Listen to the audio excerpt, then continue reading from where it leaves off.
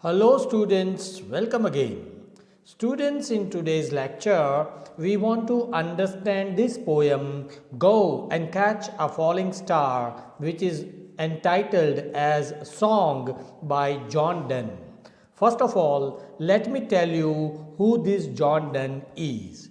We know that 16th century poets like William Shakespeare, Edmund Spenser, and these poets, they wrote romantic poetry. But if you come to the beginning of the 17th century, we have some new sets of poets like we have John Donne, Andrew Marvell, Richard Crashaw.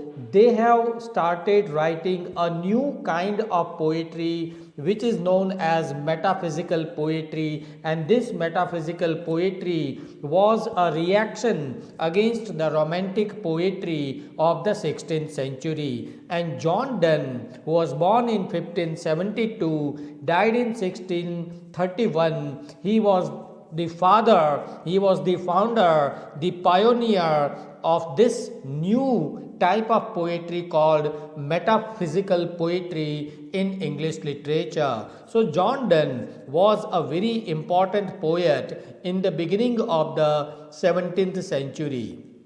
All through his life, John Donne has written mainly two types of poems. When he was a young man, he wrote poems on the theme of love, and when he gets older, he has written poems on some devotional topics, like he has written poems on God and heaven, and all such devotional poems he wrote towards the end of his life. In this poem, Song or Go and Catch a Falling Star, which was published in 1633, that means after his death, this poem was published posthumously. The main idea which is expressed by the poet is women's infidelity or women's unfaithfulness. Okay, the poet wants to express the idea that in this world it is very difficult to find out a woman who is both fair means beautiful, and at the same time faithful. So this is the main idea. Now we want to discuss this poem stanza wise. You see, this poem is written in 3 stanzas. This is the first stanza of the poem. Here what do we see? The poem begins abruptly. Abruptly means all of a sudden the poem begins from the middle. Okay, we are startled or we are stunned to read the first line of the poem. The poet is addressing the readers. Okay, the poet is talking to us and he says, Go and catch a falling star. Okay, so the poet is asking the readers to do something very much impossible. Can you catch a falling star? No. Okay, in the whole first stanza, one by one after the other, the poet has mentioned some impossible tasks and asks the reader to do this impossible task. Like in the first line, he asks the reader to catch a falling star. In the second line, he asks us to get a mandrake root. Now mandrake is the name of a plant, okay, which we find in the Bible. So here there is a reference of the Bible. Mandrake was a plant, it was believed. Now this is a mythology, this is a myth that if a woman eats that plant, this woman will have a child. So get with child a mandrake root in the second line.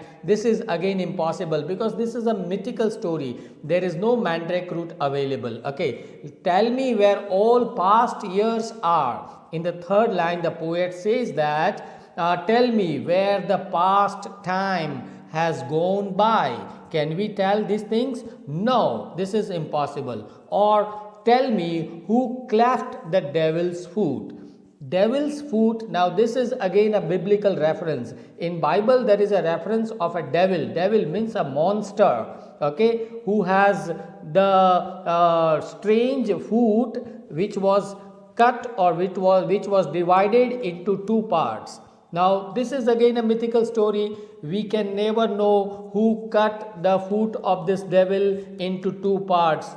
Or in the next line he says, the poet says, teach me to hear mermaids singing. Now mermaid is a lady, is a fish lady come fish, living in the sea. Now this is again a myth. Okay, there is no such lady found, Matsya Kanya, what we say in Hindi. So there is no Matsya Kanya found in this world. So how can we listen to her singing? So that is again impossible. Or to keep off envy's stinging. Envy means jealousy. Or tell me how to keep away from jealousy, the feeling of jealousy. This is again impossible, because our human nature is such that no one can keep away from the feeling of jealousy. So all these impossible tasks are mentioned by the poet in the first stanza, and the last one he says, and find what wind serves to advance an honest mind. The poet tells the reader to tell him which wind makes an honest man. We don't know, or nobody knows, right? So all these impossible things are presented in the first stanza. So but linking with this impossible tasks, he links another major idea in the second stanza, and that major idea is that, tell me how can you get a woman fair and faithful in this world. It is impossible. So the poet wants to establish, or the poet wants to prove, that it is equally impossible to find out a woman who is fair and faithful, as these all things are impossible things which I mentioned in the first stanza. Okay, so the poet says that ride 10,000 days and nights, okay, through all your life, if you travel around the world, till age grow white hair on thee, okay, till you become an old man, you keep on traveling on and on around the world,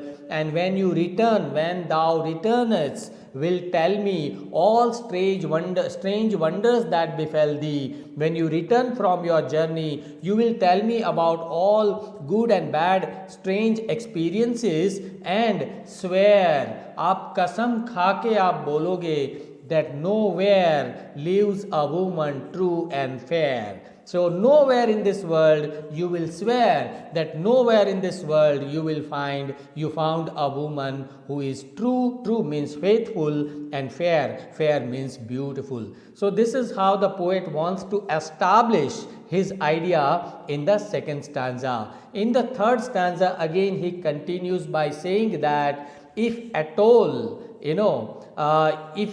you met a woman who is both fair and faithful, and when you come back to me, and when you start writing a love letter to that lady, she might have cheated at least 1, 2, or at least 3 people when she receives your letter. This is what he presents in the third stanza. If thou hast found one, if you find one, let me know. Then आप मुझे बताइएगा कि आपको एक woman ऐसी मिली है. Such a pilgrimage was sweet, and you will say that my pilgrimage, my journey was a successful journey. But when you write a letter, though at next door we might meet, though she were true when you met her, and last till you write your letter. Till you write a letter, she might be a faithful woman, and yet will be false before I come to 2 or 3. But when you send a letter to her, by that time she might have changed at least 2 or 3 men. So all in all, the poet wants to say that there is no faithful woman in this world. Okay, so the poet wants to say that he believes that it is impossible to find out such a woman. So this is the central idea of the poem. Let me tell you something about the form of the structure of this poem. You see, the whole poem is written in 3 stanzas, okay, and every stanza has 9 lines, and the rhyming scheme is also equal in all these 3 stanzas. The rhyming scheme is A B A B, C C and D D D. This is the common rhyming scheme of all these three stanzas. What meter is used by the poet? You see, meter means chand. Okay, so every poet uses different meters, right? There are basically 4 meters in English poetry, like we have iamb, we have trochee, we have anapist and we have dactyl. In this poem, mostly the poet has used trochee and iamb. Okay, you see, trochee means a meter which has 2 syllables. Okay, in which the first syllable is strong, stressed, and the second one is weak. You mark these 2 lines. Go and catch a falling star. So go is stressed, okay, and the word and is unstressed. Okay, the word go is strong and the word and is weak. Catch is strong, is weak. Falling, is strong, ling is weak. So strong, weak. This is called trochee, and such 4 trochees are used by the poet in one line. So it is called 4 means tetra. So that's why you can say that the poet has used trochaic tetrameter in his first 2 lines. The 7th and 8th lines in all these 3 stanzas have a different meter. Okay, that is iambic monometer. Mono means one iambus is presented in one line. Iamb is just opposite to trochee. Okay, here also there are 2 syllables, but the first one is weak, the second one is strong. And wind, what wind, and find, what wind. So the first one is weak, the second one is stress. So these 2 types of trochee and iamb, they are mostly used by John Donne in this poem. In this poem, there are different images also. Images means visual pictures created by the poet. Here the poet has created the visual pictures like catching a falling star, the whole scene of a night where there are stars and a star falls, okay, and growing older with white hair on the head. Okay, that is also ride 10,000 days and nights. So the picture of the journey of a man in search of a woman fair and faithful, these different pictures or images are created by the poet. Moreover, there are some allusions in this poem. Allusions means references to the past literature. Here there are references to Bible and the ancient Greek mythological stories, like mandrake is an object which is found in mythological story. Okay,